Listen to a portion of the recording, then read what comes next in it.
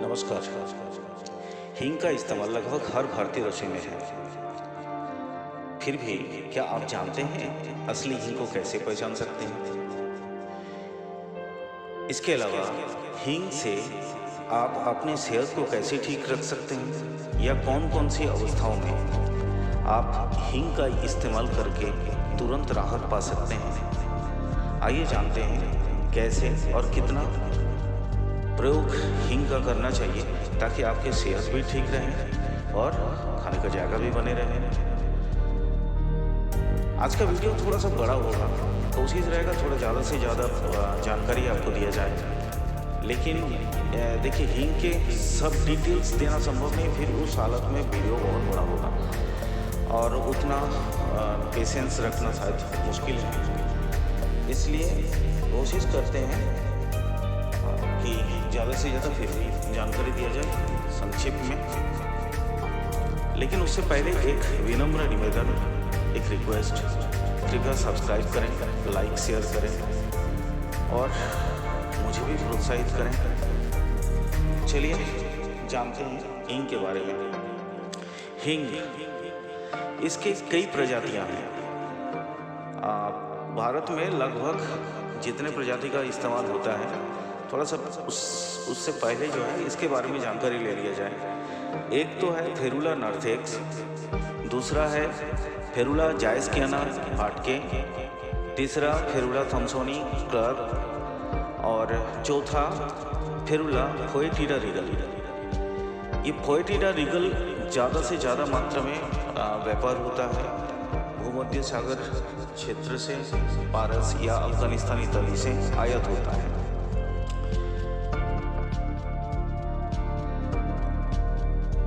Actually व्यापारी लोग इसमें बहुत सी अपमिश्रण मिला देते हैं, मिलावट कर देते हैं और उस हींग को इस्तेमाल नहीं करना चाहिए। क्या क्या मिलाते हैं थोड़ा सा जान लें। जैसे हींग के साथ गेहूँ, पत्थर के टुकड़े, बबूल का गोंद या कई दूसरे निर्यास, इसके अलावा गेहूँ, खड़िया, आलू के टुकड़े, ये सब वजन बढ़ाने के लिए इसमें इस्तेमाल होता है।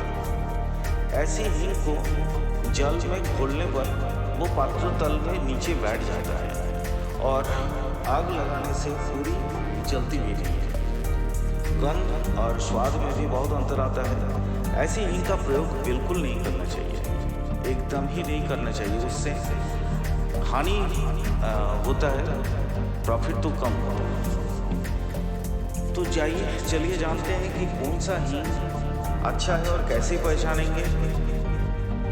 पहला, जो जल में डालने पर धीरे धीरे एक सफ़ेद धारा देकर पूरा मिल जाए और बिल्कुल दूध जैसा जल को बना दे और अवशेष जो है उसके पात्र तल में ना बैठे, तो उस हींग को ही आप प्रशस्त मान लीजिए। ये असली है। असली दिया सलाई लगाने से पूरी हींग जल जानी चाहिए, ये दूसरा पहचान है। तीसरा, अगर देखा जाए तो अल्कोहल में हींग डाल देने से 50% से कम अल्कोहल विलय पदार्थ नहीं होना चाहिए उसके अंदर। अब जानते हैं हींग को कैसे शोधन किया जाता है। हींग दो प्रकार से शोधन कर सकते हैं आप। एक अभर्जित और दूसरा भर्जित। प्रथम विधि में हींग को 8 गुने जल में घोलकर छान ले और फिर किसी स्निग्ध लोह पात्र में रखकर मंद आंच से जल हींग कर लीजिए। दूसरी विधि जो वर्जित या भुजा हुआ, वो हींग गाय के घी लीजिए थोड़ा सा और हींग डाल दीजिए, खूब भून लीजिए और जब शुष्क और खर हो जाएगा तब उतार लीजिए, फिर रख लीजिए। ये दो प्रकार से आप इसका हींग का शोधन कर सकते हैं।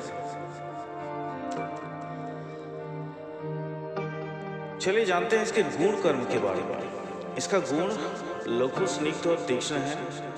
ये विपाक में कटु होता है और रस इसके अंदर जो पाए जाते हैं वो कटु रस, और ये उष्ण वीर्य वाले हैं।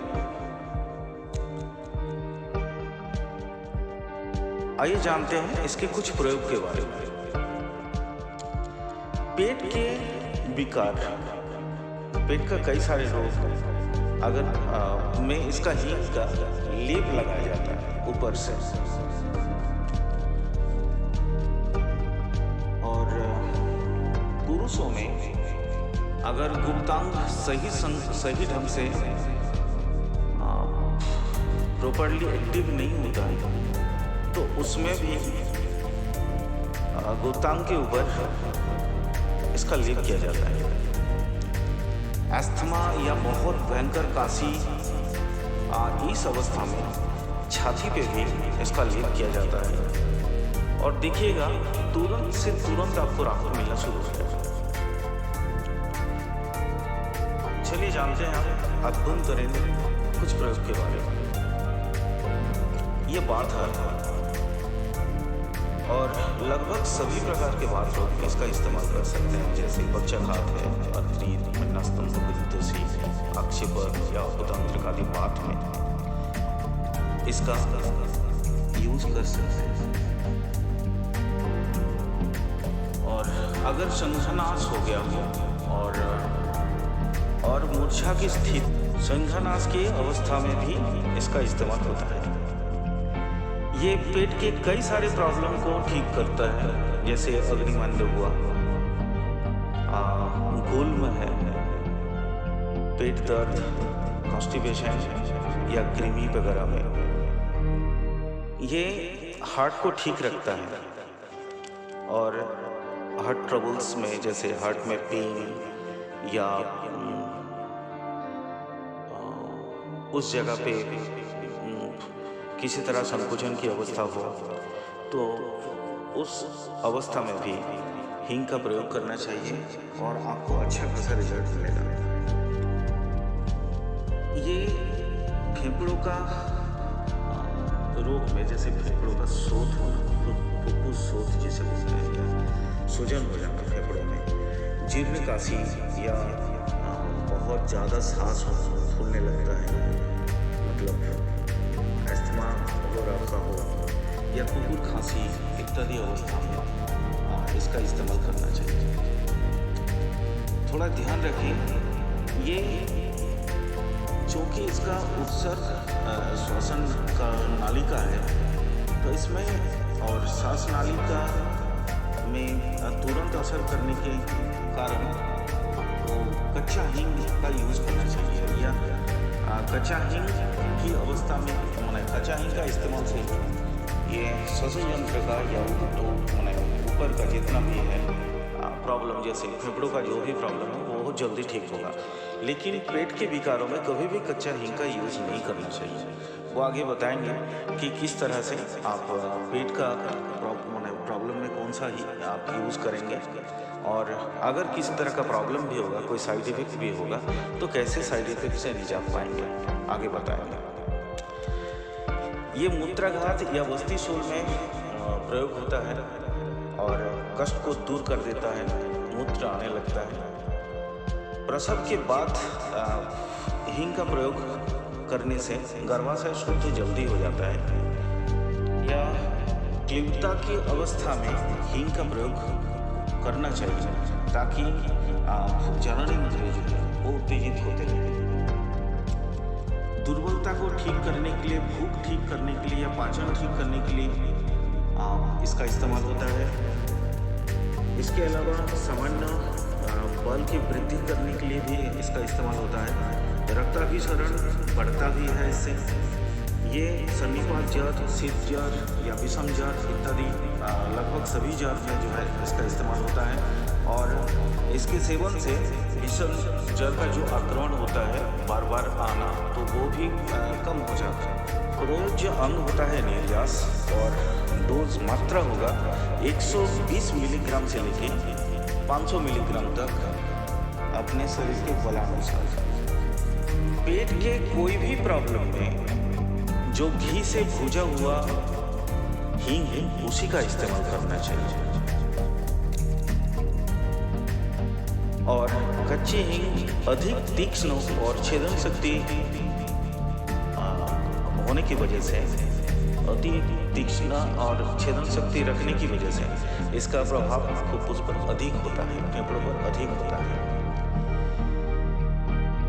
अगर किसी तरह का कोई साइड इफेक्ट नज़र आता हो तो अनार, सेब या चंदन का इस्तेमाल करना चाहिए, उससे साइड इफेक्ट नष्ट हो जाएगा। वैसे लीवर की प्रॉब्लम हो जिनको, या मस्तिष्क का, ब्रेन का कोई प्रॉब्लम हो, या पित्त प्रकृति वाले हो, उनको ये देना नहीं चाहिए।